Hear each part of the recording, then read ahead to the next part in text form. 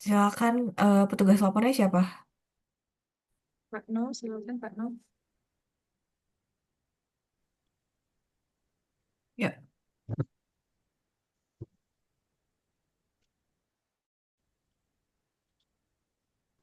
Seluruhnya siap. Enggak lapor. Peserta latsar kelompok satu angkatan satu siap menerima lanjutkan. materi. Sebelum memulai kegiatan kita pada ini, mari kita awali dengan doa kita masing-masing. Doa dimulai.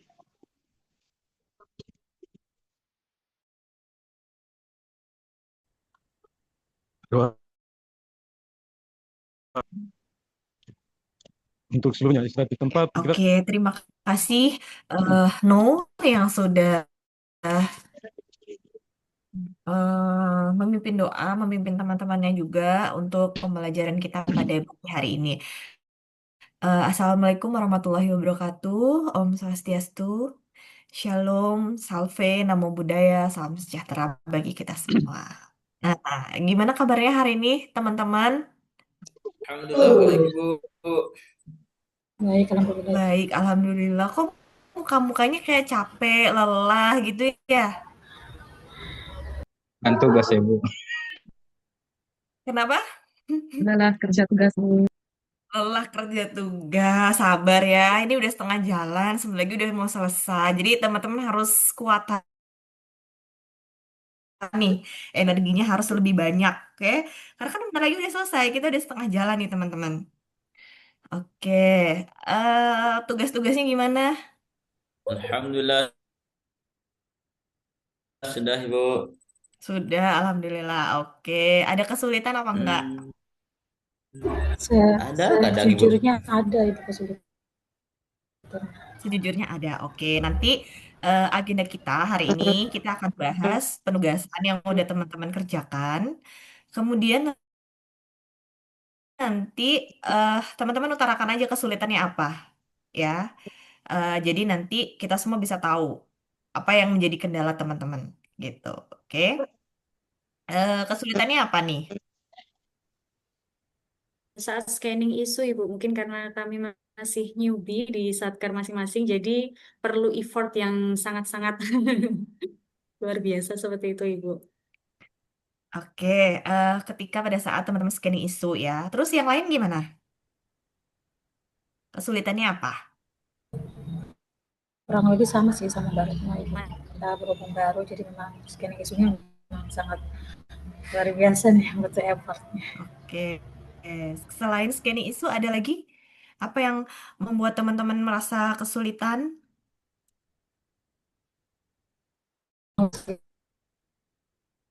Nggak ada. Eh, berarti teman-teman yang lain udah lancar ya ngerjainnya, udah ngerti nih isu-isunya apa. Oh iya, sebelum lanjut saya mau nanya dulu, teman-teman udah dapat mentor belum? Udah diinfokan belum mentornya siapa?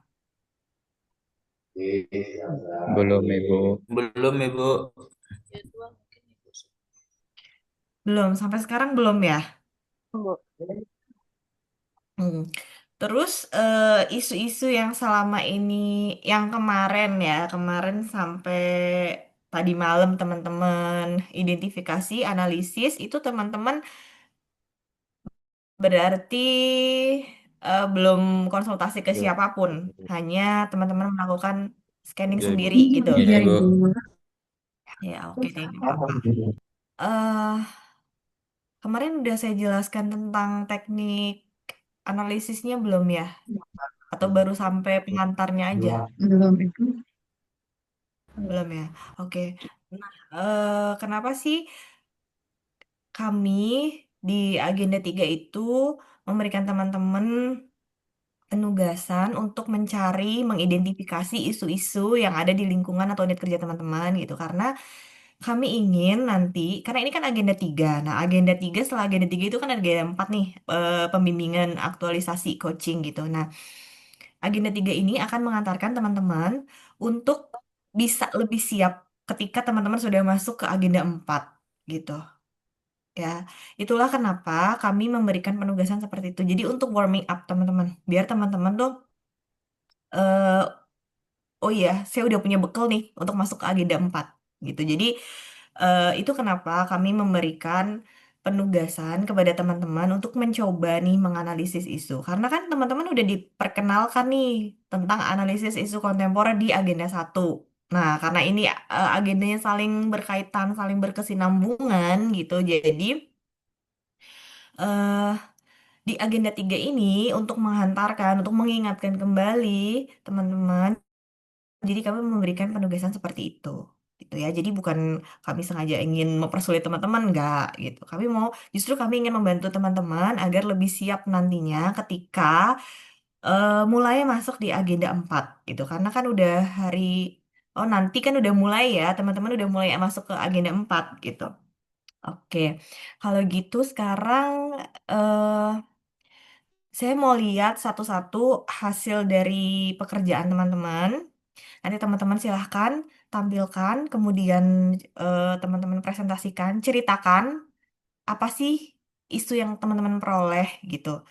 Nah, kemudian setelah pada saat masing-masing peserta ini sedang menampilkan hasil pekerjaannya, tolong peserta yang lain untuk perhatikan.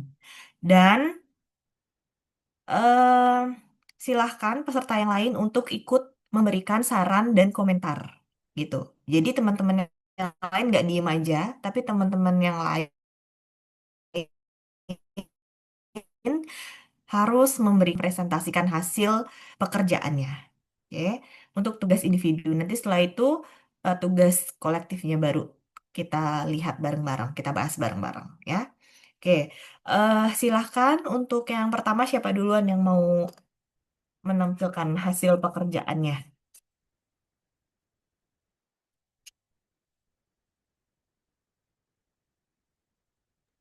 Ayo, siapa duluan yang mau menampilkan? Atau mau saya tunjuk? Masa saya tunjuk sih? Boleh, Kan saya pembelajaran. itu nih, Bu. Oke, boleh. Silakan, Nana. Kalau jaringan nanti. Iya, Izin share screen.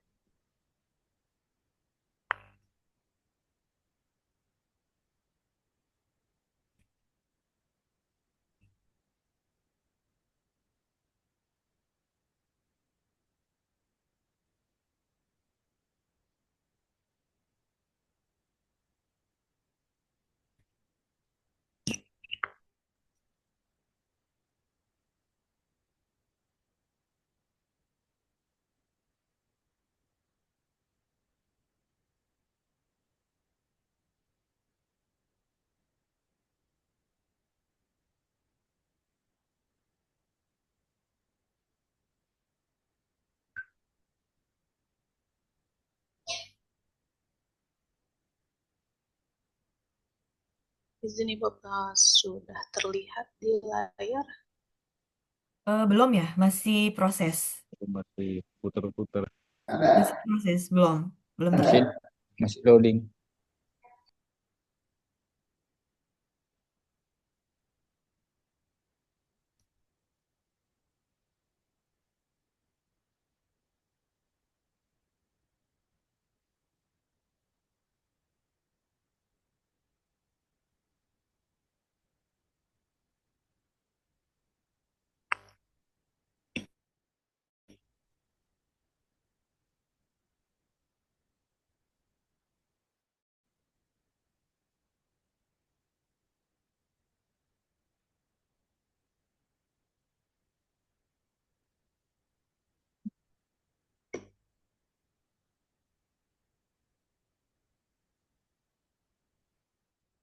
Oke, sudah terlihat. Agak diperbesar sedikit boleh, Nana? Udah terlihat sini, cuma coba tolong diperbesar. Oke, cukup. Oke, cukup. Ya, silakan Nana, dimulai.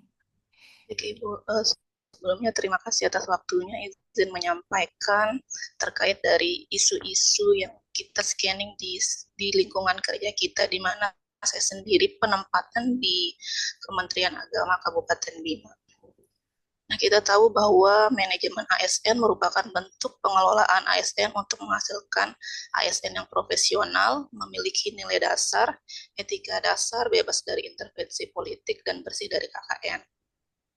Nah, dalam manajemen ASN ini terdapat beberapa hal yang perlu diperhatikan terkait kode etik dan perilaku ASN yang tidak lepas dengan core value berakhlak.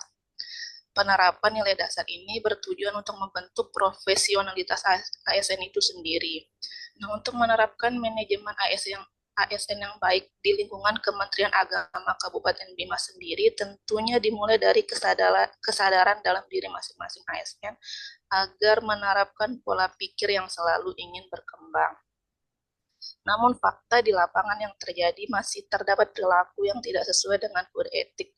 Hal ini merupakan permasalahan yang nanti lama-kelamaan bisa menjadi masalah besar dan berdampak pada ASN itu sendiri, instansi, dan masyarakat. Nah, ada pun beberapa isu yang saya scanning terkait manajemen ASN di lingkungan instansi tempat saya saat ini, terkait dari kedisiplinan, pelayanan, pengelolaan data, transformasi digital, dan sarana. Untuk yang pertama, masalah kedisiplinan. Saya mendapati salah satu isu yaitu di mana ASN terlalu fleksibel dengan waktu kerja, sehingga ini membentuk karakter ASN yang tidak disiplin. Nah, kita tahu kedisiplinan ini terkait dengan sikap dan perilaku ASN dalam mematuhi aturan yang berlaku. Namun faktanya, di Kementerian Agama Kabupaten Bima, terdapat ASN yang walaupun masuk dan pulang kerjanya tepat waktu, namun saat jam operasional berlangsung tidak ada di tempat. Ini saya dapati saat penyampaian apel sore di hari Selasa tanggal 7 Juli, Kepala Kantor kami sendiri memberikan teguran ke beberapa ASN yang tidak tepat waktu, yang tidak ikut apel, dan yang tidak ada di tempat saat jam kerja berlangsung. Nah, beliau menegaskan perlunya kesadaran diri dalam ASN itu sendiri terkait pentingnya menerapkan kedisiplinan. Hal ini juga didukung dari artikel yang saya cari di internet membahas terkait bagaimana aturan itu sendiri dan realita di lapangan.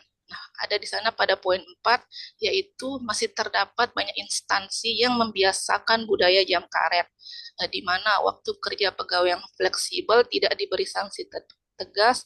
Ini akan menjadi kebiasaan yang turun-temurun bagi ASN itu sendiri. Nah, sikap disiplin ini saya saya kategorikan sebagai isu karena penting untuk dibahas, hal ini dapat merusak citra masyarakat, merusak citra pemerintahan di mata masyarakat yang seharusnya sebagai pelayan publik siap melayani masyarakat di saat jam kerja, namun masyarakat tidak menerima pelayanan tersebut. Selain itu, bentuk ketidakdisiplinan ASN ini akan mempengaruhi kinerja atau penghambat dan tujuan bersama. Melalui kedisiplinan, seharusnya seorang ASN diharapkan dapat membentuk karakter yang bertanggung jawab. Yang kedua, isu yang saya dapatkan di sini yaitu terkait penggunaan media informasi atau prosedur pelayanan yang jelas bagi masyarakat. Nah, di Kemenak Kabupaten Bima tempat saya saat ini memang terdapat beberapa papan informasi, namun tidak digunakan secara maksimal. Nah, ASN seharusnya sebagai pelayan publik pasti tidak lepas dari interaksi dengan masyarakat luas. Hal ini bentuk sikap ASN yang berorientasi pada pelayanan. Namun bagi masyarakat yang biasanya seperti untuk meminta pelayanan haji dan umroh yang pertama kali berkunjung, kadang terlihat bingung bagaimana si alur dan prosedur layanan itu sendiri.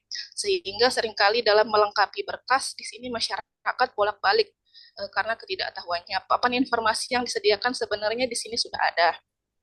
Namun penggunaannya tidak maksimal karena papan informasi yang ditempel mungkin sudah beberapa tahun, tulisan tidak terlihat begitu jelas, informasi yang ditempelkan hanya pada pintu dan di tempat pemasangannya tidak begitu strategis. Hal ini sesuai dengan penelitian yang terkait bagaimana persepsi masyarakat terhadap kualitas pelayanan di salah satu dinas pendidikan dalam jurnal yang saya lampirkan. Nah, terdapat denah belum terdapatnya denah yang mempermudah para pengguna layanan untuk menuju ke bagian yang diinginkan. Penggunaan papan informasi yang memuat persyaratan teknis, administratif yang perlu disampaikan kepada masyarakat juga belum maksimal. Hal ini juga saya angkat sebagai isu karena dapat menyebabkan kepuasan masyarakat terhadap pelayanan yang diberikan pemerintah itu menjadi berkurang. Yang ketiga, isu yang saya ambil di sini, data tidak terkoordinir dengan baik karena kurangnya manajemen pengelolaan data. Ini saya rasakan sendiri saat saya diberikan tugas terkait pengumpulan data Kemenak dalam angka. Saya mengisi beberapa data terkait kepegawaian, penmat, PAI, dan lain-lain, namun data tersebut masih tersebar, belum termanajemen dengan baik. Nah, setiap tahun ini pasti pemerintah melakukan peremajaan data, sehingga perlu adanya koordinasi di setiap instansi. Namun faktanya saat data itu dibutuhkan, data itu ada, tapi saat dibutuhkan tidak ada penanggung jawab yang jelas terkait data tersebut. Data ini masih tersebar di masing-masing bagian, belum terintegrasi menjadi satu. Hal ini sesuai dengan artikel yang saya peroleh yang membahas terkait masalah dalam pengelolaan data. Tantangan utama dalam pengelolaan data yaitu salah satunya fenomena yang disebut silo, di mana data masih tersebar di berbagai sistem, aplikasi atau departemen tanpa terintegrasi. Nah, ini menjadi isu yang saya angkat karena saat saya meminta data, saya perlu mengurus surat resmi kepada kepala kantor kemarin, terus kembali memasukkan surat tersebut ke masing-masing bagian. Terus butuh beberapa hari untuk meminta data-data ke bagian keuangan, ke bagian seksi PAI, penmat, haji, dan umroh, dan itu membutuhkan waktu yang cukup lama karena tidak ada integrasi dari data tersebut atau yang memegang tanggung jawab dari data-data tersebut. Yang keempat, di sini saya mengambil masih adanya ASN yang belum menyesuaikan diri dengan perubahan digital. Nah, sikap adaptif ini kita dapat dari core value ASN berhalak. Sebagai ASN menjadi individu yang selalu mengikuti perkembangan zaman merupakan suatu keharusan. Penggunaan media kerja yang saat ini serba digital itu merupakan bentuk dukungan pemerintah dalam mengefisiensikan pekerjaan. Namun fakta di lapangan dalam penerapan tugas dan tanggung jawab di sini ASN masih banyak yang gagap akan teknologi, terutama ASN yang sudah gen sebelum milenial itu, ASN yang lebih tua gitu, tidak mau belajar membiasakan diri menggunakan teknologi. Hal ini sesuai dengan pendapat Budi Ari bahwa ASN saat ini masih gagap akan teknologi. Hanya ada 30% ASN di seluruh Indonesia yang mengadopsi cara-cara digital dalam pekerjaannya.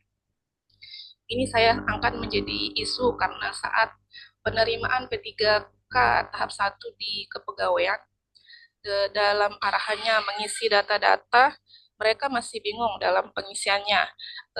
Kita sediakan terkait form Google Sheet untuk mengisi nama, nomor peserta, dan lain-lain, tapi mereka kadang bingung, minta tolong teman yang lain untuk mengisi, ada juga yang mengisi beberapa kali, sehingga data yang seharusnya berjumlah segini menjadi lebih gitu karena pengisian yang double oleh ASN tersebut. Dan yang terakhir saya mengambil terkait sarana dan prasarana yang diberikan tidak maksimal. Sini penyelenggaraan pelayanan publik pasti tidak lepas dari pemanfaatan sarana dan prasarana. Nah, dalam penyediaan fasilitas ini berupa ruang tunggu atau tempat duduk, papan informasi, fasilitas lainnya yang menunjang pelayanan. Namun di Kementerian Agama Kabupaten Bima, penggunaan fasilitas di sini belum maksimal menjangkau ke seluruh masyarakat. Seperti contoh, saya di sebelah ini, di sebelah ruangan saya sendiri, ada ruangan untuk penyelenggaraan seksi haji dan umroh. Disediakan beberapa ruang tunggu, namun ruang tunggu yang disediakan oleh penyelenggara haji dan umroh ini terbatas, sehingga masyarakat yang mengantri untuk meminta pelayanan duduk sampai ke bagian ruang pelayanan di kepegawaian. Hal ini tentunya tidak maksimalnya dalam penggunaan fasilitas tersebut. Selain itu juga fasilitas ada di sini namun kurang maksimal. Ada kursi yang sudah tidak sesuai, mungkin saya belum melampirkan foto sebagai bukti nyatanya. Ada kursi yang tersedia namun sudah tidak layak pakai,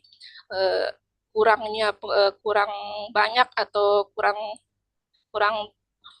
kurangnya fasilitas seperti papan informasi yang ditempatkan di tempat yang strategis gitu begitu. Hal ini juga didukung dengan pendapat di dalam jurnal yang saya ambil, sarana dan prasarana yang disediakan oleh pemerintah ini tentunya dapat mempengaruhi kualitas pelayanan publik. Ini dapat dikategorikan menjadi isu karena penggunaan sarana dan prasarana yang tidak optimal dapat menghambat pelayanan itu sendiri, mengurangi kinerja, mengurangi kualitas pelayanan. Oleh karena itu, pemerintah perlu rutin dalam melaksanakan evaluasi terkait fasilitas, sarana, dan prasarana yang diberikan kepada masyarakat, sehingga pelayanan yang diterima oleh masyarakat menjadi memiliki pandangan yang terbaik terhadap kualitas pelayanan pemerintah. Mungkin itu saja, sekian dari saya, Ibu. Terima kasih sebelumnya. Oke, terima kasih Nana. Eh, Teman-teman ada yang mau menanggapi dulu sebelum saya memberikan masukan, saran ke Nana? Mohon izin saya boleh Ibu? Ya, boleh silakan. Fauzia. Silakan Fauzia. Saya kurang tahu apakah saya yang keliru memahami tugas ini, tapi menurut saya Mbak Nana belum memasukkan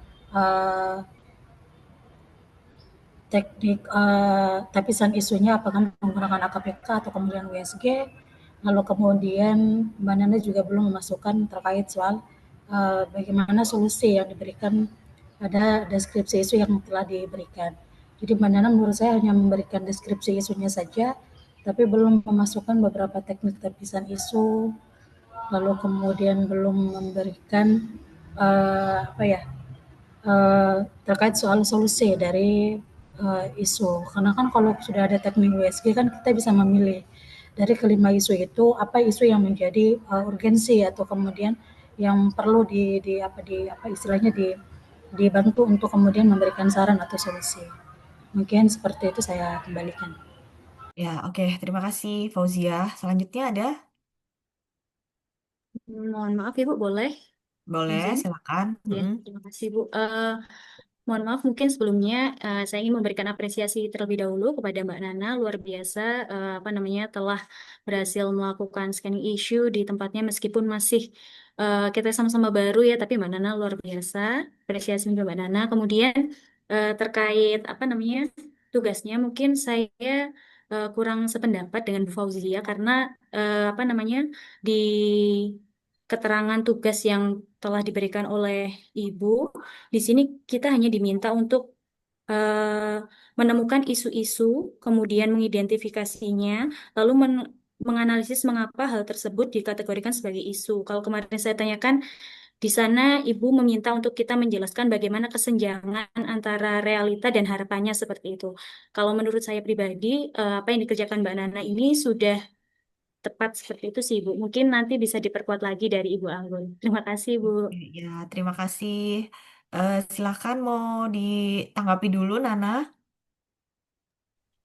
Baik Ibu, izin dari sesuai yang disampaikan oleh Ibu Retno, dari tugas yang diberikan saya juga menangkapnya kita mengidentifikasi minimal 5 isu, seperti yang sudah saya tampilkan 5 isu, kemudian kita melakukan analisisnya itu mengapa 5 yang saya sampaikan itu masuk atau dikategorikan sebagai isu.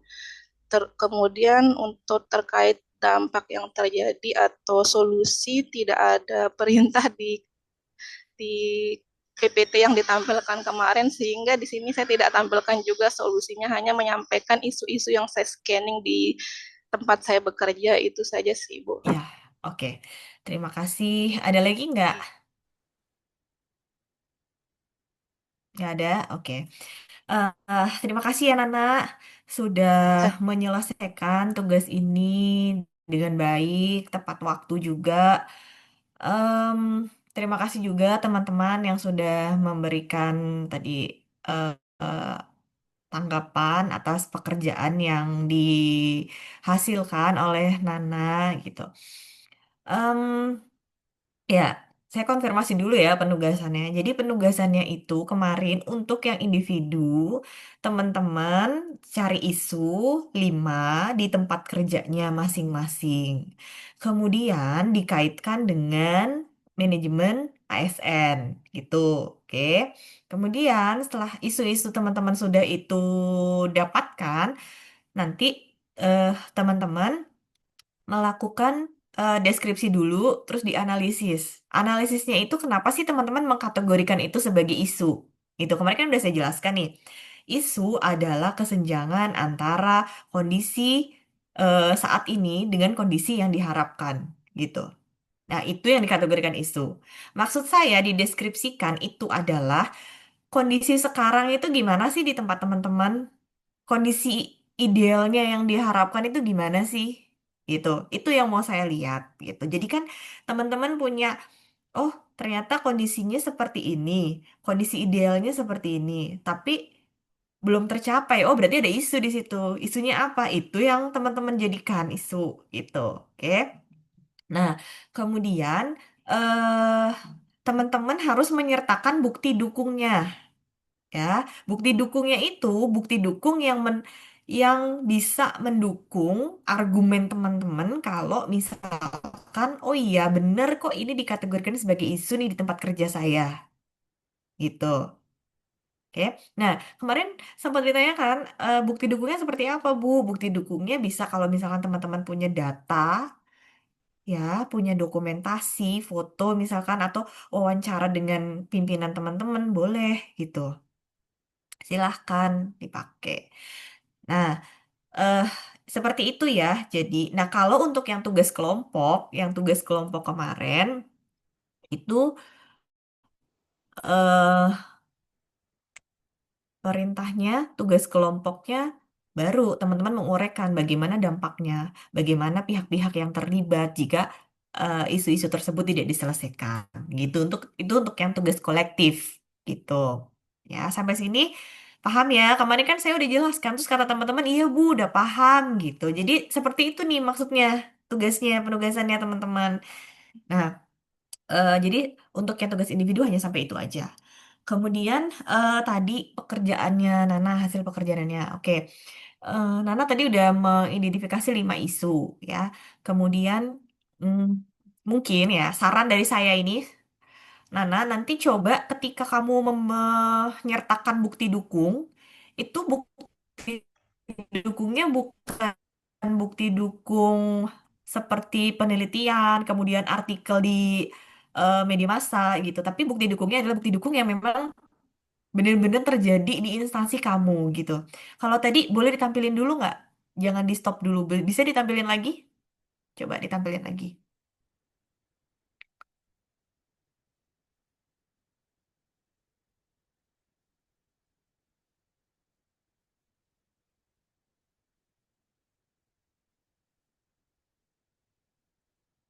Coba lihat isunya. Yang pertama. Yang pertama itu kan terkait dengan kedisiplinan ya. Tadi kamu jelaskan, Nana, kamu udah jelaskan gimana sih tentang kedisiplinan ASN di Kemenak Kabupaten Bima gitu. Nah, di sini yang seharusnya kamu eh lampirkan untuk didukung itu adalah apa sih yang mendukung kalau memang ASN di Kemenak Kabupaten Bima itu benar-benar tidak disiplin gitu.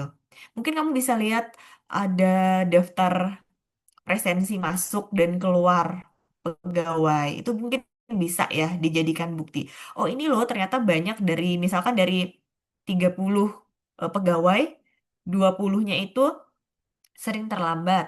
Kemudian sering pulang sebelum waktunya. Nah, itu kan berarti sudah menunjukkan kalau oh iya benar ternyata ASN di Kemenak Kabupaten Bima itu mayoritas tidak disiplin seperti itu. Itu kan bisa menjadi salah satu bukti. Maksudnya gitu ya, Nana dan teman-teman semua. Jadi buktinya itu adalah bukti yang benar-benar menunjukkan hal tersebut terjadi di instansi kalian semua, gitu. Nah, kemudian lagi turun ke bawah lagi. Pelan-pelan. Ah, belum maksimalnya penggunaan media informasi. Ini sama juga. Jadi, kamu harus punya buktinya dulu nih. Apa sih yang membuktikan kalau memang penggunaan media informasi di Kemenak Kabupaten Bima itu belum maksimal gitu. Oh, mungkin banyak pelayanan yang masih menggunakan banyak pelayanan yang belum digitalisasi gitu, masih manual. Semuanya masih berdasarkan dokumen-dokumen gitu, belum digitalisasi gitu. Itu bisa seperti itu. Tapi kamu harus memberikan bukti yang memang benar-benar valid dan menunjukkan kalau itu betul nih. Isu ini benar-benar terjadi gitu ya, Nana. Terus kemudian lagi scroll ke bawah lagi. Terus data tidak dikoordinir dengan baik. Nah, ini juga. Nah, mungkin ini nanti bisa kamu angkat kalau disetujui sama mentor kamu. Jadi kamu harus punya solusi. Karena data itu kan penting ya, teman-teman. Data itu kan penting dalam satu unit organisasi gitu. Kita semua bekerja berdasarkan data. Kalau misalkan datanya berantakan, datanya tercecer di mana-mana, kita akan lebih kesulitan lagi gitu. Nah, mungkin nanti ini bisa nih kamu gunakan. Nanti bisa dikonsultasikan dengan mentor kamu gitu terkait dengan data. Kalau memang ini benar-benar terjadi ya di instansi kamu. Kemudian satu lagi saran dan masukan dari saya. Jadi ketika Nana dan juga teman-teman semua mendeskripsikan isu ya, langsung aja to the point. To the point itu gini maksudnya. Kondisi saat ini di unit kerja teman-teman tuh di mana? Kalau di unit kerjanya Nana ini kan di Kemenak Kabupaten Bima. Jadi ketika muncul isu tadi ya yang terkait dengan data yang belum terorganisasi dengan baik gitu dijelaskan dulu gitu. Jadi di Kemenak Kabupaten Bima itu datanya itu belum terkoordinir dengan baik gitu. Kenapa? Gini gini gini buktinya apa? Ini buktinya. Kemudian eh, kondisi yang idealnya itu seperti apa? Kondisi idealnya kan seharusnya data sudah terorganisir dengan baik gitu. Jadi ketika kita membutuhkan data, kita bekerja memerlukan data, itu kita udah nggak pusing lagi gitu. Ya, jadi nanti digambarkan dulu nih kondisi saat ini, kondisi idealnya. Oh, ini loh isunya gitu. Lalu nanti Nana dan juga teman-teman yang lain melampirkan bukti dukungnya apa gitu. Jadi nanti ketika teman-teman semua udah mulai meneropong isu yang emang akan teman-teman angkat menjadi eh salah satu proyek aktualisasi teman-teman, teman-teman tuh udah punya punya bekal yang cukup gitu. Oh, memang ini benar terjadi, kemudian bukti dukungnya seperti ini loh gitu. Jadi nanti ketika teman-teman diuji gitu, teman-teman udah punya bekal gitu ya. Nah, seperti itu Nana dari saya. Terima kasih sudah menampilkan hasil pekerjaannya dengan baik. Selanjutnya silahkan siapa? Boleh saya, Ibu? Boleh, silahkan Retno.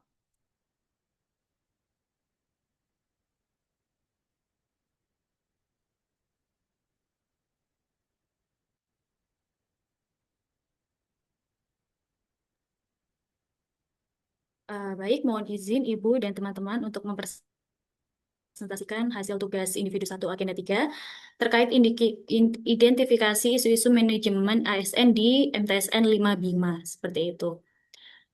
Di sini saya ingin menampilkan yang pertama adalah rendahnya nilai adaptif khususnya terkait pemanfaatan TIK bagi ASN guru dalam melaksanakan kegiatan belajar mengajar di madrasah.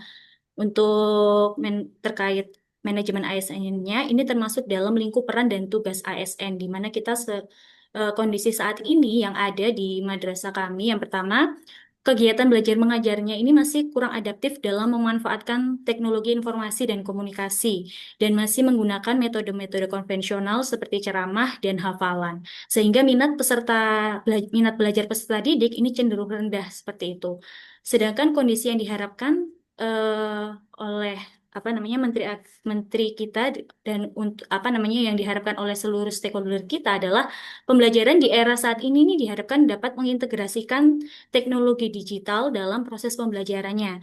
Hal tersebut selaras dengan pernyataan dari Bapak Menteri Pendidikan kita yang saya akses dalam website mvfipa.unesa.ac.id berikut ini.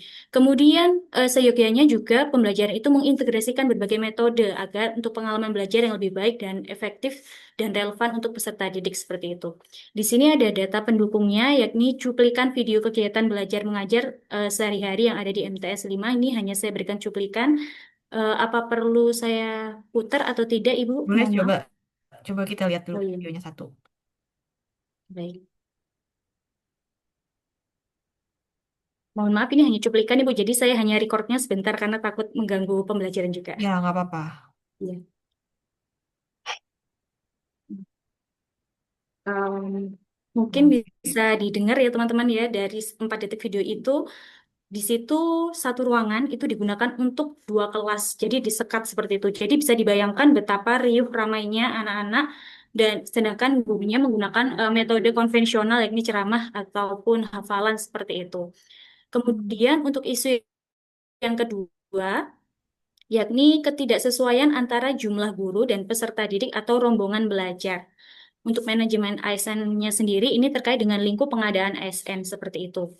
Kemudian kondisi saat ini terdapat 69 guru yang bertugas di MTSN 5 Bima, sedangkan jumlah rombelnya ini hanya ada 15 rombel saja, dengan jumlah peserta didik sebanyak 377. Nah, sehingga banyak guru ASN maupun P3K yang telah bersertifikasi pendidik kekurangan jam mengajar sebagai salah satu syarat penerimaan tunjangan sertifikasi seperti itu. Padahal kondisi yang diharapkan adalah idealnya guru yang telah memiliki sertifikasi pendidik mendapatkan 24 JP dalam 1 minggu. Hal tersebut datanya saya dapatkan dari website yang ada tertera di footnote. Selain sebagai pemenuhan tupoksi sebagai guru profesional yang telah bersertifikat, hal tersebut juga berkaitan dengan tunjangan sertifikasi yang akan diterima seperti itu. Di sini bukti data dukung yang saya sampaikan, di sini ada jumlah rombel yang ada di MTSN 5 Bima yang ada 15. Nah, bisa kita ketahui di sini untuk kelas 1 sendiri itu ada 6 rombel dengan jumlah siswa 157. Kemudian untuk kelas 8 itu ada 4 rombel dengan jumlah siswa 104. Kemudian untuk kelas 9 itu ada 116 peserta didik dengan total keseluruhan 377 dengan apa namanya jumlah guru yang sebanyak itu untuk apa namanya tidak selaras dengan apa namanya jumlah peserta didik sehingga banyak guru yang kekurangan jam mengajar seperti itu. Apalagi terkait untuk apa namanya syarat pencairan tunjangan sertifikasi. Kemudian di bukti yang kedua di sini ada syarat pencairan tunjangan sertifikasi. Nah, di sini ada beberapa poin yang harus dilampirkan atau dipenuhi oleh guru. Di antaranya adalah selain apa apa namanya memenuhi minimal 24 JTM linear dan lain sebagainya seperti itu. Baru guru tersebut dinyatakan layak untuk mendapatkan tunjangan sertifikasi. Kemudian di sini saya juga melampirkan ada daftar kekurangan JP guru. Jadi di sini ada, nah ini misal contoh saya sendiri itu masih kurang 12 JP seperti itu.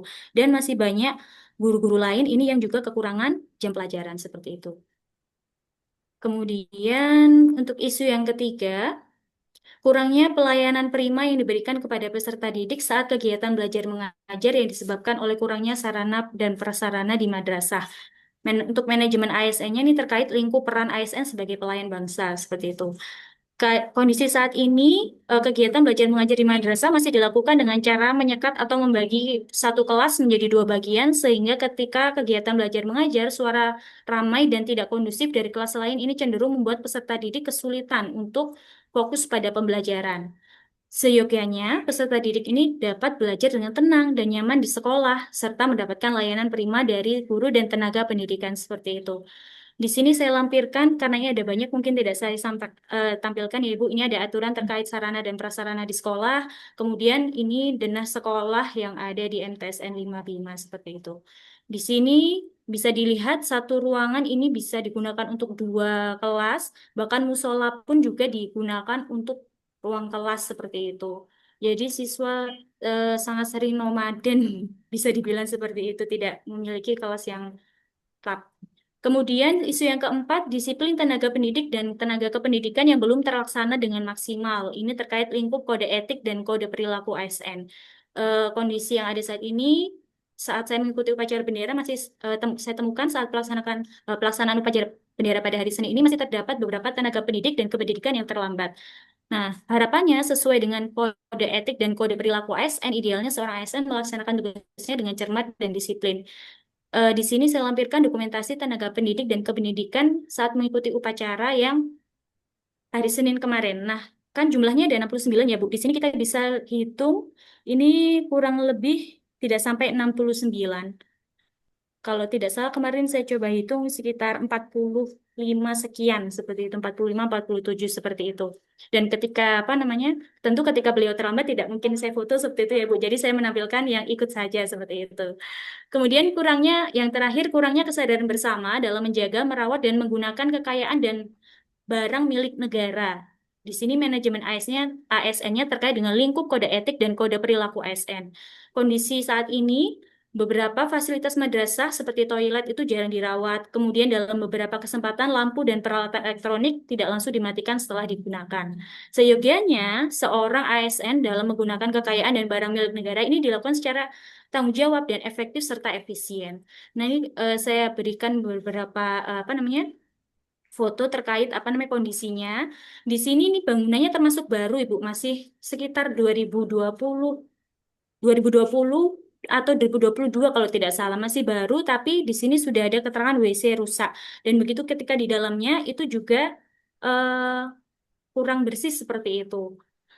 Dan apa namanya? Ini foto ruang kelas saya mengambilnya saat sore hari, Ibu, dan saya temukan lampu masih menyala seperti itu.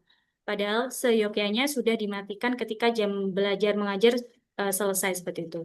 Mungkin itu Ibu dari saya. Terima kasih. Oke, terima kasih. Retno, teman-teman yang lain silakan memberikan saran, tanggapan untuk hasil pekerjaannya Retno. Silakan Izin Ibu. teman-teman. Ya, silakan Dodi. Terima kasih. Jadi sebelumnya saya sangat mengapresiasi kerjaan hasil Bu Retno yang sangat detail, sangat terperinci dan jelas banget lah gitu dengan bukti-bukti yang ditampilkan. Jadi saya sangat ya terkesima dengan hasil pekerjaannya Bu Retno. Tapi di sini saya ingin apa ya? Kita diskusi saja Bu sebagai sesama guru dengan sesama Kabupaten Bima juga.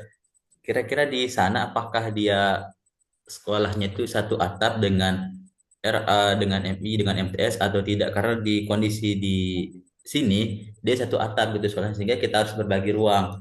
Nah, kira-kira di sana proses dia kekurangan ruangan tuh karena adanya kondisinya satu atap atau emang segitu aja gedungnya? Kurang lebih seperti itu. Baik, terima kasih Pak Dodi. Mohon izin menanggapi, Ibu. Kondisi di sekolah kami sendiri itu tidak satu atap, Bapak. Jadi memang khusus bangunan dan gedung-gedung yang ada di sana itu semuanya milik MTSN 5 Bima. Memang masih ada beberapa yang akan dibangun, tapi saat ini progresnya masih belum terlihat seperti itu. Terima kasih Pak Dodi.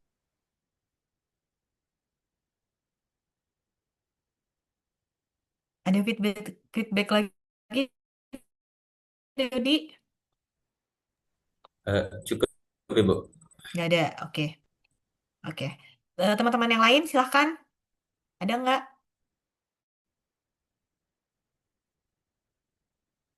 Nggak ada, oke.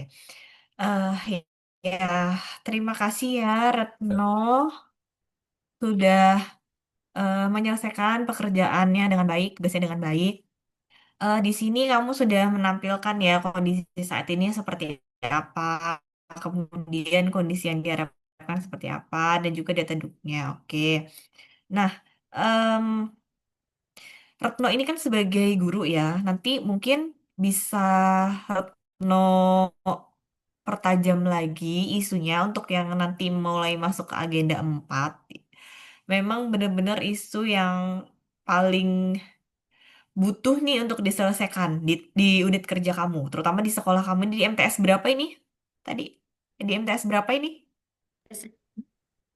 Oh, oke. Di MTS 5 Bima. Nah, jadi nanti ketika sudah teman Retno dan juga teman-teman lain yang sudah mendapatkan mentor, nanti bisa berdiskusi dengan mentornya, gitu ya.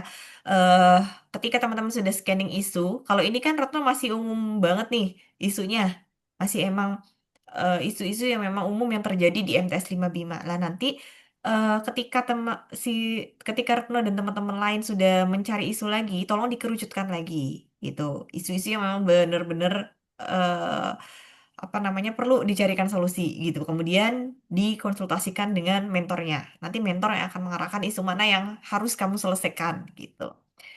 Seperti itu ya. Ini data dukungnya juga sudah. Nah, maksudnya seperti ini. Jadi data dukungnya itu memang eh real gitu. Real memang itu terjadi dan mendukung. Oh iya nih di tempat saya masalahnya ini loh, isunya ini. Bukti dukungnya seperti ini gitu ya. Gitu. Oke, terima kasih Retno sudah menampilkan Ya, hasil Ibu, terima pekerjaannya. kasih banyak. Hmm. Nanti tinggal dipertajam lagi untuk cari isu yang memang benar-benar harus diselesaikan ya di agenda 4. Oke, selanjutnya silakan. Siapa? Saya Ibu, Oke, silakan Mujib. saya Bu, Siapa? Dodi. Sorry, Dodi soalnya ini Mujib juga apa namanya mic-nya kebuka jadi Siap saya Bu. kira dia. Oke, silakan Dodi. Silakan.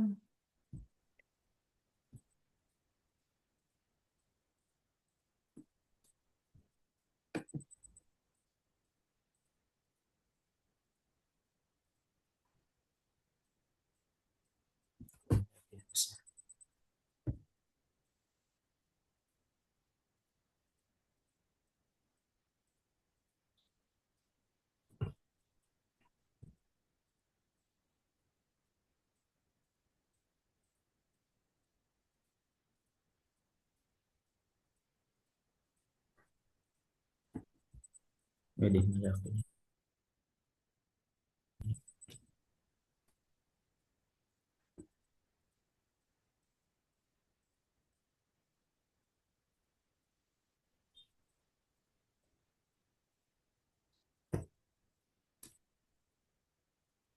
udah ya? Belum, masih Oh, proses. udah. Putaran-putaran Bang Doni.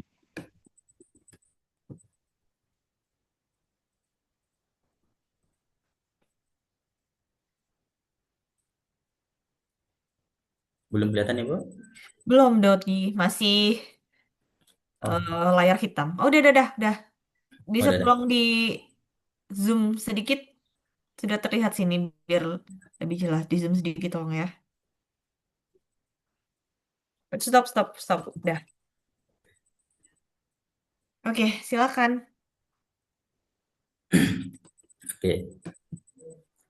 Eh, jadi di sini kan saya sebagai guru di MTSN 4 Kabupaten Bima Hmm.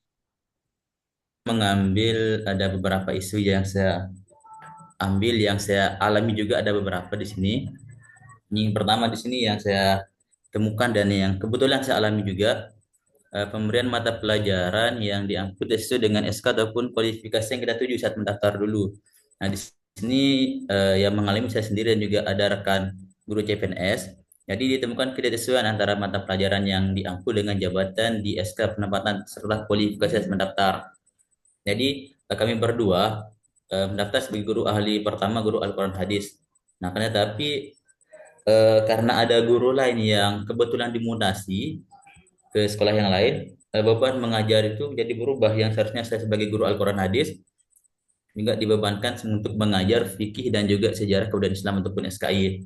Ini isu ini dikategorikan sebagai persoalan manajemen ASN karena menyangkut penempatan tugas yang sesuai dengan kualitas jabatan serta berpotensi menurunkan kualitas pembelajaran. Meskipun Al-Quran hadis, meskipun fikih Al-Quran hadis juga SKI merupakan rumpun pendidikan agama Islam, namun kan ketiga pelajaran ini memiliki karakteristik masing-masing dan pendekatan yang berbeda.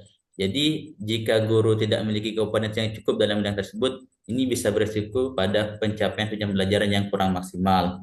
Ini bisa dilihat dari jadwal pembelajaran, pembagian jadwal pembelajaran bahwa yang saya mendapatkan kode nomor 12 ini banyak banget kode saya di sini nggak hanya satu mata pelajaran tapi tiga. Begitu pun dengan juga teman yang lain. Ini bisa terlihat di jadwal pembelajaran dan eh, teman yang lain juga mendapatkan nggak hanya semata pelajaran tapi tiga sama kayak saya. Itu yang pertama. Isu yang kedua, pembagian jam mengajar yang tidak merata. Hal ini karena jumlah guru yang ada di sana itu mencapai 70 orang. Nah, sementara jumlah rombel kelasnya saya hanya 15 rombel sama kayak yang ada di MTS 5 yang Bu Retno. Akibatnya tidak semua guru memperoleh jam mengajar yang sesuai dengan target 24 jam tetap muka per minggu. Sebagai guru, akhirnya ditugaskan ada yang menjadi pembina ekstrakurikuler atau kegiatan tambahan lainnya demi memenuhi jam kerja. Nah, kondisi distribusi jam kerja yang tidak berproporsional ini merupakan isu manajerial karena menunjukkan tidak optimalnya perencanaan kebutuhan guru ataupun asas beban kerja dan analisis kebutuhan jabatan. Kondisi ini tentu bisa memicu rasa ketidakadilan antara SN dan menurunkan semangat kerja. Sebagai SN, kita berhak mendapatkan tugas sesuai dengan proporsi waktu dan kompetensi masing-masing. Nah, yang ketiga, yang saya temukan di madrasah, kebiasaan pulang tidak sesuai ketentuan. Beberapa guru SN di madrasah sering langsung pulang setelah mengajar tanpa mengikuti waktu kehadiran resmi. Hal ini didasari oleh ketidaksediaannya ruang guru yang permanen karena keterbatasan lahan. Guru merasa tidak memiliki tempat yang layak untuk beristirahat, berdiskusi, ataupun menjalankan tugas-tugas lain setelah mengajar. Ini menyangkut disiplin kerja dan ketidaktegasan penguasaan disiplin SN. Jam kerja guru itu kan 37,5 jam per minggu atau ya minimal dari jam 7 sampai jam 2. Ketidaksesuaian waktu kerja dapat berpengaruh pada produktivitas dan kolaborasi antar guru. Ketika guru pulang sebelum waktu dinas, potensi untuk melakukan pengembangan diri dan koordinasi antar tim pengajar menjadi terbatas. Ini bisa dilihat gambar terkait dengan hanya di sinilah tempat kita beristirahat kalau selesai mengajar dengan jumlah guru yang 70 orang itu. Jadi selesai ngajar kebanyakan ada yang pulang ataupun mencari aktivitas lain di luar karena space kita untuk istirahat cuma di sini ber-70 guru. Kemudian isu yang keempat, banyak guru yang datang bukan kurang tapi lebih kadang dari jam 8. Banyak guru yang datang ke madrasah setelah pukul 7 atau bahkan menjelang jam mengajar. Hal ini dikarenakan ada beberapa guru yang memang tinggalnya itu di kota bukan di kabupaten, jaraknya sekitar 30-an kilo lah dari madrasah ke kota. Meskipun alasan tersebut ada, tapi itu kan hal teknis sebagai SN yang kita mampu memanajemen waktu dengan baik untuk hadir tepat waktu. Kebiasaan terlambat ini merupakan pelanggaran disiplin yang dapat berdampak serius jika dilakukan secara masif dan terus-menerus. Ini menunjukkan lemahnya sistem monitoring serta pembiaran dari pihak pengelola kependidikan madrasah. Keterlambatan juga memberi contoh yang kurang baik bagi peserta didik. Jadi bisa dilihat di sini, ini biasanya kita setelah duha berjamaah dengan siswa, kita bakal apel dengan pihak kepala madrasah. Dan bisa dilihat di sini dari gambar ini, tentu ini masih jauh dari 70 guru. Kalau kita lihat dari gambar ini, dan ini menunjukkan bahwa emang jarang banget bisa hadir semuanya 70 guru itu tiap pagi sesuai dengan waktu yang telah ditentukan. Nah, kemudian yang terakhir, titip absen pusaka dari rekan guru. Kalau ini saya bingung gimana cara memberikan buktinya, tapi ini yang saya saksikan dan saya dengar tidak langsung dari para guru yang emang pernah menitip absen kepada rekan guru yang lainnya, terutama yang tinggal di dekat dengan dari madrasah sehingga mereka enak absen. Ada juga guru yang kadang datang pagi untuk absen lalu pulang kembali dan berhadir kembali saat jam mengajarnya tiba. Jadi saya biasanya itu kadang jalan-jalan itu pada subuh, jalan-jalan lewat ke madrasah, kadang sekitar jam 6 itu udah ada guru di madrasah pakai pakaian bebas saya sholat kadang. absen balik lagi, nanti mereka balik lagi selesai jam ataupun mau memasuki jam mengajar. Praktek tidak absen ini adalah bentuk pelanggaran integritas dan manipulasi data kehadiran ASN, dan ini mengarah pada pelanggaran etik dan disiplin kerja. Tip absen bukan hanya mencoreng nama baik ASN, tapi juga menyebabkan pengelolaan SDM menjadi tidak akurat, karena data absen tidak mencerminkan kondisi yang sebenarnya. Kurang lebih seperti itu, Ibu. Ya, oke. Terima kasih. Silahkan teman-teman yang lain menanggapi, memberikan saran.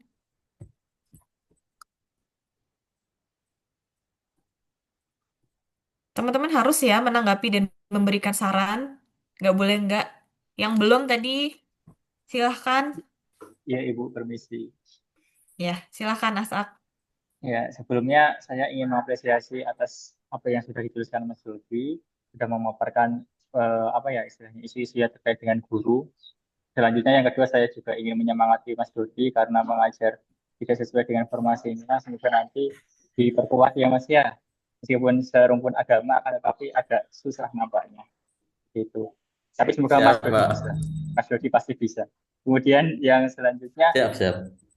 ya, isu-isu yang dipaparkan Mas Dodi kurang lebih tidak jauh beda dengan isu-isu yang ada di sekolah saya, Mas Dodi. Nanti mungkin kita bisa diskusi lagi setelah saya menyampaikan. Kemudian terkait yang tadi kedisiplinan Mas Dodi, yang dari sekolah sejauh ini apakah sudah ada kebijakan tertentu ya untuk menanggapi guru yang kadang titip absen, terus datang terlambat seperti itu. Pengen tahu saja sih Mas kalau di sekolah Mas Dodi bagaimana. Sejauh yang saya tahu belum ada secara langsung, tapi Pak Kepala Madrasah kemarin berencana bakal menggunakan absen kartu juga. Jadi guru tuh harus hadir juga pakai apa ya, nggak tahu gimana konsepnya, tapi bakal dibuat regulasi untuk itu di madrasah. Katanya sini yang pertama di Kabupaten Bima untuk mengatasi hal tersebut. Tapi belum tahu tindak lanjutnya yang jelas seperti apa, karena itu baru wacana kemarin pas rapat. Oh, jadi sejauh ini memang belum ada ya Mas ya. Oke, terima kasih Mas Dodi, terima kasih Ibu. Ya, makasih. Oke, terima kasih. Ada lagi? Silahkan. Nggak ada. Oke, terima kasih Dodi sudah menampilkan hasil pekerjaannya dengan baik ya. Em, Kalau tadi saya lihat ada beberapa isu yang belum ada bukti dukungnya ya. Kayak misalkan pembagian jam mengajar yang tidak merata. Nah, itu kamu harusnya bisa menampilkan nih bukti dukung yang mendukung statement kamu ini. Kalau misalkan, oh iya bener nih ternyata pembagian jamnya tidak merata. Gitu. Oke. Kemudian kebiasaan pulang yang tidak sesuai aturan. Nah, ini eh kamu harus bisa menampilkan gitu. Buktinya mana kalau misalkan ada guru yang pulang sebelum waktunya atau datang lebih dari jam 8 seperti yang tadi kamu sampaikan gitu. Jadi bisa ditampilkan ya buktinya seperti itu. Kemudian naik sedikit yang nomor 3, saya mau lihat nomor 3 tadi. Nomor 3 itu kan kamu bahas terkait dengan kebiasaan pulang yang tidak sesuai aturan, ya sesuai ketentuannya. Ketentuannya kalau di madrasah atau di sekolah jam berapa jam kerjanya untuk Eh, gurunya? kebet- Kebetulan di madrasah kami itu dua sesi, Bu, dua sesi pagi sama sore karena over kapasitas. Nah, tapi Mm-mm. untuk normalnya sesuai dengan minimal bisa pulang itu hampir jam 3.245 baru bisa pulang. Oke, jam 3 lah ya kita taruh misalkan. Ya, jam 3. Mulai datangnya pagi jam 7 Jam atau 7 sudah sebelum. di madrasah. Sudah di madrasah karena kita sholat duha dulu. Oke, berarti absennya itu paling lambat jam 7 ya. Ya, Hmm. Nah, absennya itu kan paling lambat jam 7. Berarti taruhlah kita mulai pagi itu jamnya jam 7 sampai dengan jam 3 ya, taruh di situ. Misalkan kita asumsikan seperti itu. Nah, hmm, di sini kan Dodi menyatakan isunya adalah kebiasaan pulang yang tidak sesuai ketentuan. Berarti ketika ada rekan guru Dodi yang pulang lebih dari atau kurang dari jam 15, datang itu lebih dari jam 7. Nah, berarti Dodi harus punya nih bukti dukungnya apa gitu. Nah, nanti bisa tampilkan di situ ya bukti dukungnya. Jadi karena Dodi di sini bilangnya itu pulang tidak sesuai ketentuan, harusnya bukti dukungnya itu tadi ya, apa yang menunjukkan kalau memang ada guru yang datang dan pulang yang tidak sesuai dengan ketentuan seperti itu. Kemudian turun lagi ke bawah Dodi,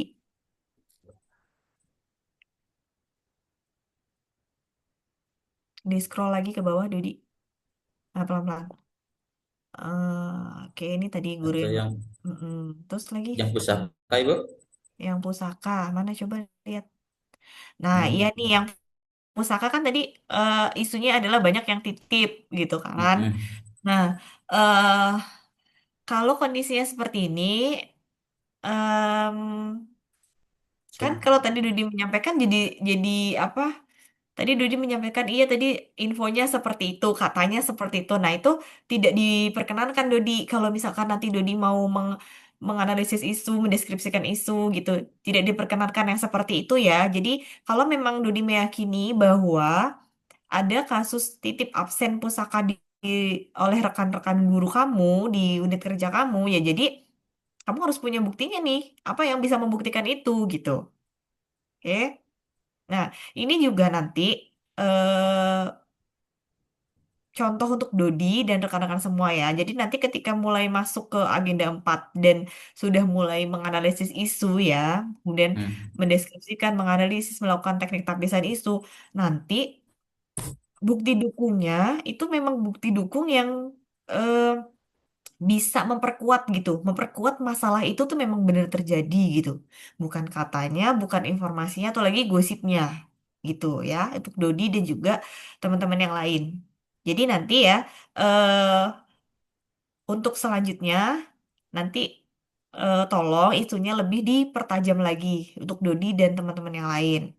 Kemudian untuk data dukung, tolong dipersiapkan juga gitu. Jadi yang memang benar-benar teman-teman udah siap nih bukti dukungnya ini gitu. Ya, gitu ya Dodi. Iya, Bu. Terima kasih sudah menampilkan tugas yang baik. Ya, bisa di stop. Iya, Bu. Silahkan Terima setelah kasih. Dodi siapa? Hmm.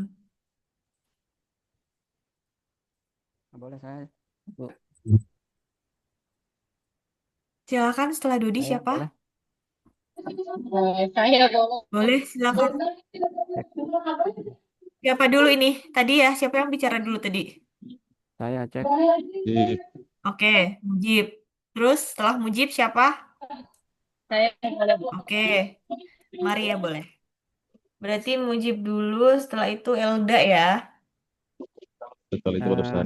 Terima kasih atas kesempatan yang diberikan.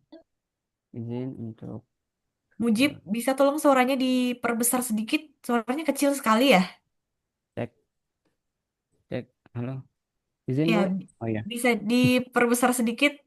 ya Bu, izin untuk menyampaikan Ya, sudah. berkaitan dengan isu-isu ya Hmm. yang ada di MTSM. Sebenarnya tadi sudah banyak ya, kurang lebih sama dengan Pak Dodi Bu berkaitan dengan isu-isu itu. Namun saya ingin menambahkan sedikit saja. Walaupun ini sebenarnya belum spesifik ya, mungkin nanti setelah mengikuti pembelajaran dengan Ibu di sini mungkin nanti dengan data-data yang eh, valid seperti itu. Di sini saya ingin menambahkan saja berkaitan dengan kebetulan satu instansi dengan Mas Dodi berkaitan dengan di MTSN 45 seperti itu.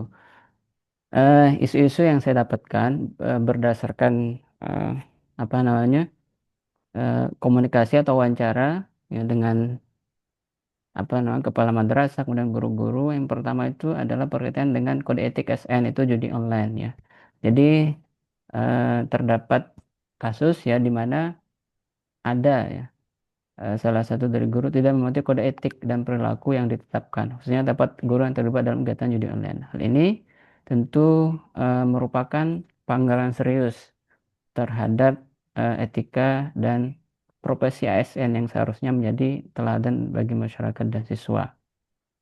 Nah, hal ini walaupun memang apa namanya hal ini sudah dilakukan pembinaan langsung ya tentunya oleh Bapak Kepala Madrasah. Maka kode etik ini eh, harus benar-benar dijaga seperti itu oleh seorang ASN di dalam melaksanakan tugasnya. Ya, tindakan judi online ini tentu merupakan pelanggaran ya terhadap nilai moral integritas dan prinsip seorang ASN. Kemudian yang kedua itu adalah penempatan ASN yang tidak sesuai dengan sistem merit. Ya. Ditemukan guru yang mengajar mata pelajaran tidak sesuai dengan kualifikasi pendidikan. Contohnya sini ada sarjana PPKN ya, itu mohon maaf sarjana hukum SH itu mengajar eh, PPKN seperti itu. Nah, tentu kondisi ini eh, bertentangan dengan prinsip atau sistem merit yang mana itu menekankan penempatan SM berdasarkan kualifikasi, kompetensi dan kinerja. Ya. Nah, buktinya itu di sini saya sudah lampirkan ya di mana di dalam jadwal tersebut ya terdapat ya salah satu guru yang bukan kualifikasinya pendidikan ya itu mengajar di eh, PPKN seperti itu.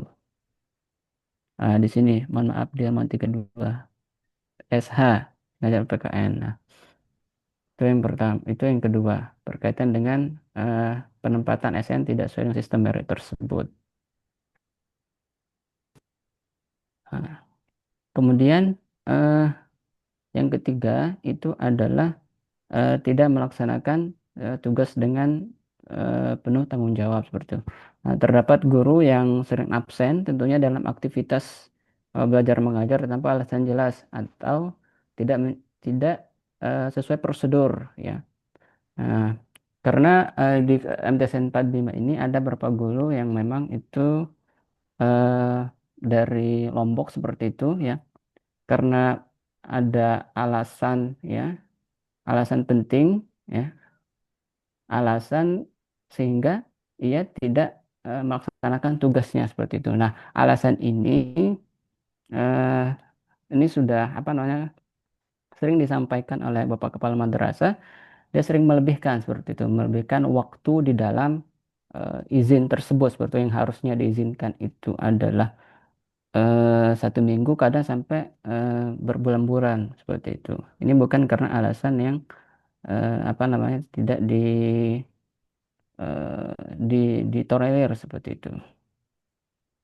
Kemudian yang keempat itu adalah berkaitan dengan sistem pengujian tunjangan belum optimal. Ya. Ini berkaitan dengan yang saat ini ya, Ibu, berkaitan dengan gaji dan tunjangan guru P3 pemerintah di MTS belum terbayarkan secara tepat waktu. Ya, sampai sekarang yang pengangkatan kemarin itu belum terbayarkan gaji dan tunjangannya seperti itu. Ini berkaitan tentu ini berkaitan dengan manajemen seperti itu. Karena salah satu komponen penting dalam PNS adalah hak atas gaji, tunjangan dan jaminan pensiun hari tua. Nah, dan ini tentu menjadi hal yang sangat krusial ya di dalam kesejahteraan para guru. Kemudian yang terakhir adalah kurangnya pengembangan kompetensi dan inisiatif kenaikan pangkat ASN ya. Di lingkungan MTSN 5 terdapat indikasi pengembangan kompetensi pada 10 negara, khususnya para guru, pembinaan optimal banyak guru cenderung merasa nyaman stagnannya. Jadi kalau saya lihat, kalau kita lihat saya sudah cek di sini di portal My ASN, di sana terdapat eh, guru dan juga pangkat-pangkatnya yang ada di sana seperti itu. Kurang jelas ya, mohon maaf.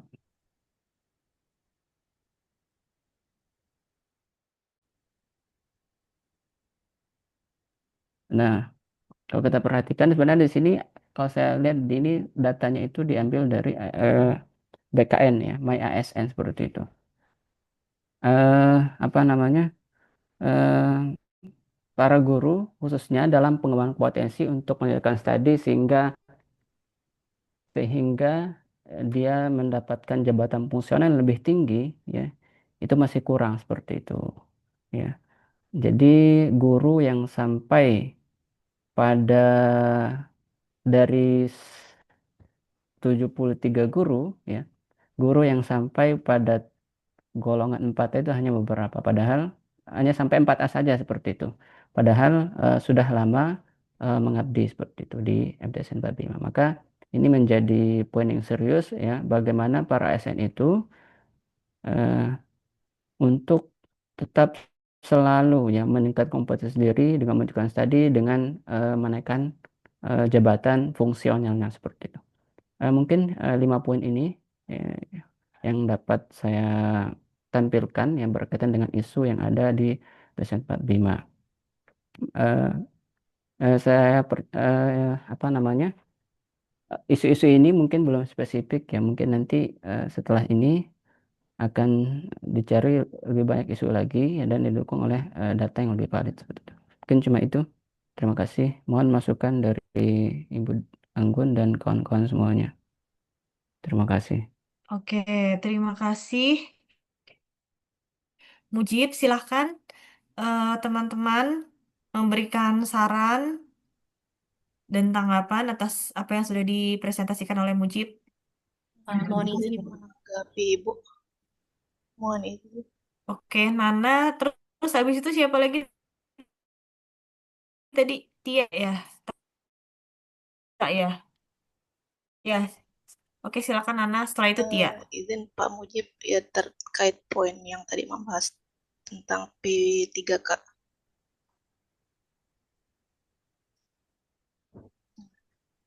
Yang sesuai yang disampaikan, terima kasih Ibu, sesuai yang disampaikan oleh Bapak Mujib, sistem penggajian dan tunjangan yang belum optimal bagi P3K yang baru diterima ini, izin menanggapi sedikit.